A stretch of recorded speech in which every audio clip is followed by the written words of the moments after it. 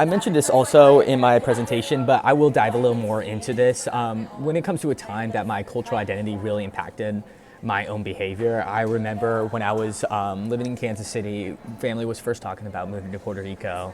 I remember them talking about prom. You know, it's something I always saw in the movies and everything. It was something I was super excited about. But once I kind of learned about like prom in Puerto Rico, I was just not so excited about it. And this was kind of the reason is because in Puerto Rico, family actually attends the prom. So it's not something that's in a high school that, you know, you go with your friends, go with the prom date, everything like that. Your whole family is there for prom. It's a big event. It's in a hotel.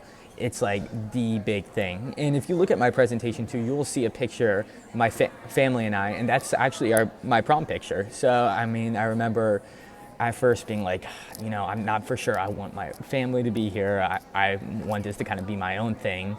And come towards that time when it came to prom, after living in Puerto Rico for a long time, I remember I was just like, all I wanted was my family there. I remember calling my grandparents. My grandma ended up coming down for prom, but I ended up calling my grandparents, cousins, everyone like that. I'm like, do you want to come to prom? I think it would be super fun for you guys to come, and it's a great experience. It becomes closer to people for family and everything. So my behavior became more oriented towards that.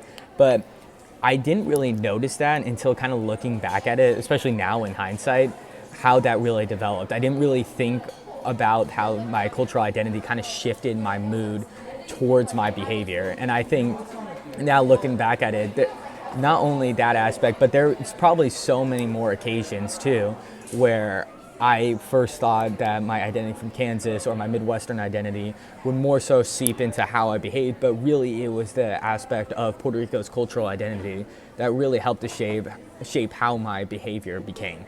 Thank you.